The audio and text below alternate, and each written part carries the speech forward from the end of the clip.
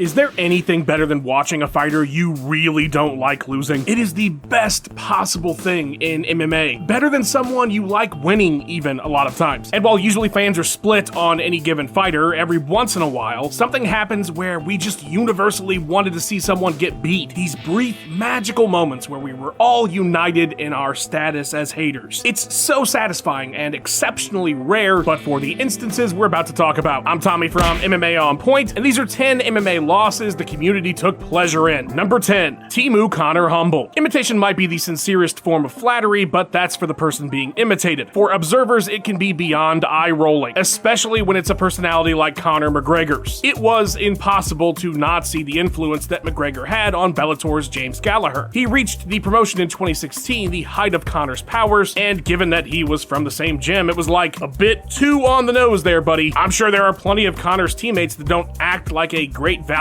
version of him. The only reason Conor's shtick worked is because it was paired with what he was doing in the cage at the highest level, and it felt like it was genuinely who he was. As we've seen, that charm did not last forever, and no grace was given to James, who immediately felt like a ripoff. And he hadn't beat anybody yet. He was working his way through the bottom rungs of Bellator, but that is when he ran into Ricky Bandejas, and couldn't have been any more annoying in the lead up to the actual fight itself. For 2 years, fans have been forced to watch dollar store Conor McGregor strut around cosplaying like a world champion when he was just getting started. And so when Bandejas wrecked his shit in the very first round, it was just what every fan needed that night.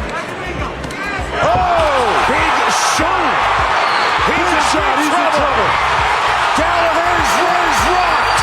Bandejas looking for the finish! Number 9, shut up hard. Remember that time everybody just collectively said, fuck Tony Kelley? In fact, you probably only remember Tony Kelley because everybody wanted him to lose so badly to Adrian Yanez. This nothing burger of a fight really heated up a month before the bout after Kelley was overheard saying the following while cornering his then girlfriend Andrea Lee against Viviana Araújo in a very quiet Apex Center. They're dirty fucking Brazilians, they're gonna fucking cheat like that. The backlash online was swift, with Tony afterwards brushing off the outrage as cancel culture. But his attempt at politicizing the issue didn't work. Yanez seemed extra stoked to get to punch Kelley even more after the comments, and Gilbert Burns offered a bonus for Adrian if he got the finish. Kelley was done no favors on fight night as he missed weight, which generally pisses everyone off, and the bout was held in Texas, Yanez's home turf. The crowd booed Tony relentlessly at his announcement, causing him to flip everybody off and grab his nuts. Really winning everybody over there, buddy. The crowd was rabid all fight, and late in the first when Yanez hurt Kelley, they lost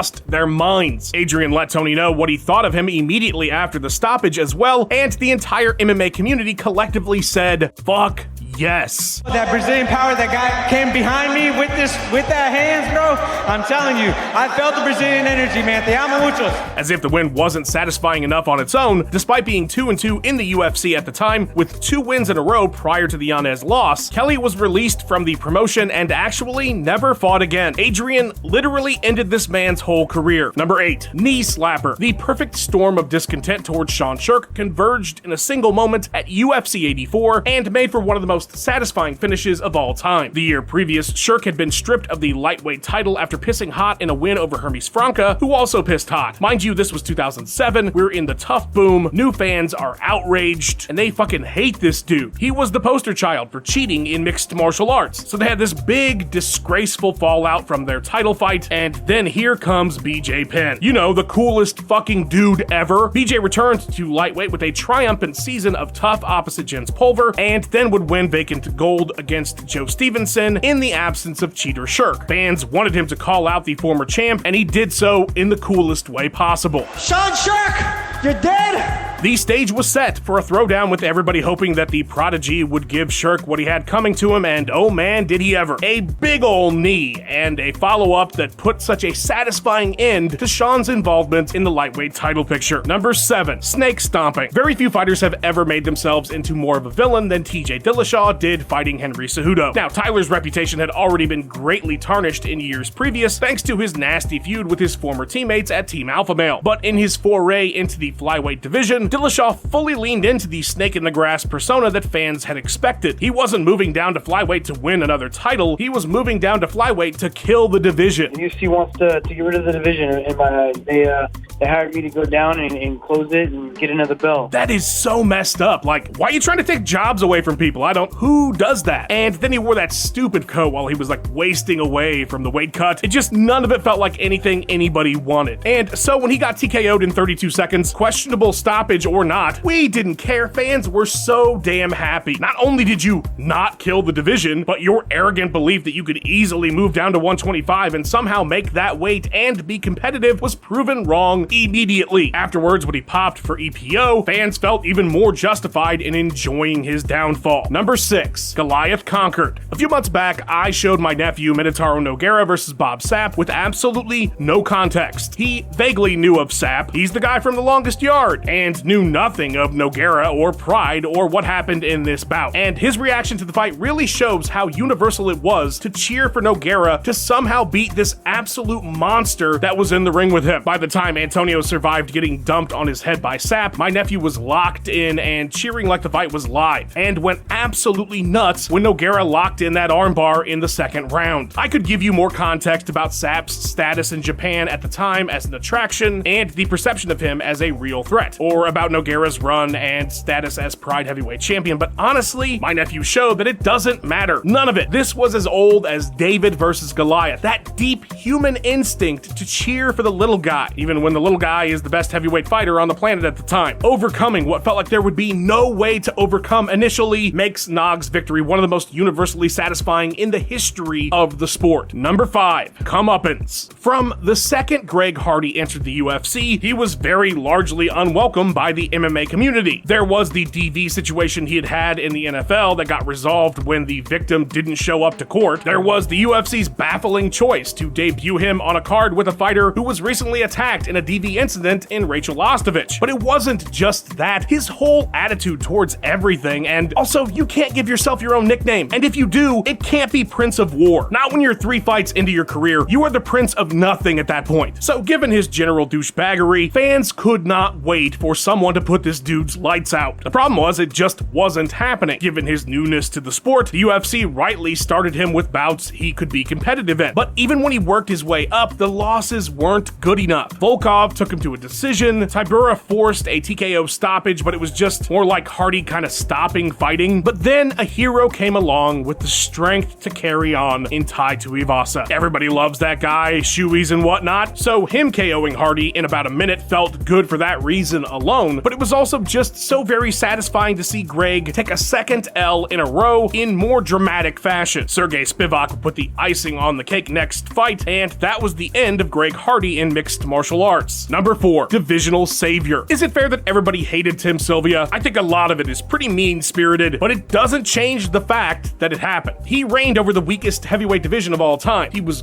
goofy and awkward and a lot of times boring. To so many, he was the embodiment of that era in that division. And God, his second title reign was abysmal. The trilogy bout with Arlovsky and his defense against Jeff Monson absolutely sucked. Things were already bad, but those fights just made everything so much worse. And that's when Captain America appeared to save the day. Randy Couture, recently retired, decided, you know what, I'm gonna come back, I'm gonna move to heavyweight again, and beat the shit out of Tim Sylvia to end this suffering. I need a minute to myself so I can drift away. Despite his age and the size difference, for 5 whole rounds, Couture worked over Sylvia. It was not even close, and God, was it so satisfying knowing that Sylvia would no longer be holding that gold. It was the only fight in this video that ended via a decision, but it was such a satisfying and sustained thrashing that a finish wasn't even needed. Number 3, Arrogant Alistair. I would imagine being one of the most jacked up and dangerous people on the planet would absolutely go to your head, and it really came across that way with Alistair Overeem. This guy looked like a Greek god. Everybody thought he was the best heavyweight in the world, an inevitable champion in the UFC. His arrogant demeanor was entirely justified. But of course, Overeem could not have gotten to this state with horse meat alone, and so in 2012, when he got caught with the TE ratio of a bull shark, his smugness was met with nothing but disdain from fans. And that would carry over into his first fight back after his suspension against Bigfoot Silva. Overeem carried himself all fight like he couldn't even believe the UFC had bothered to put him in the cage with this guy. Like he seemed so above above it, so put off, like he couldn't even bother to defend himself. So when Bigfoot Silva beat the absolute shit out of him as a result of his lackadaisical defense, it just felt so good as a fan. You couldn't help but think this dude got what was coming to him. What's so great about this one is that even if you didn't know Overeem from anybody else before that fight, his body language alone during the bout would have you losing your mind when Bigfoot hits that first shot. It was a universal hatred for Arrogance on display that night. Number 2, Cowboy's last ride. There are some stories that are universally satisfying in life when they play out, and one of those is when an arrogant young hotshot gets put in their place by a veteran who maybe isn't the best anymore, but they are more than enough to take a cocky jerk to school. And the very embodiment of this trope in mixed martial arts is Alexander Hernandez versus Donald Cerrone. The story is just perfect. Alex enters the UFC with a shocking KO victory over Beneil Dariush, a hell of a debut followed up by a victory over OAM. Donald Cerrone, now 30 fights into his UFC career, was planning a move on back down to lightweight for the first time in 3 years, so the stage was set. The first ever ESPN card headlining the prelims. The same night that Cejudo beat Dillashaw, by the way, a very satisfying evening all around. Hernandez could not have been more of a villain at the press conference in the lead up to that fight. I just see myself facing an insecure little lad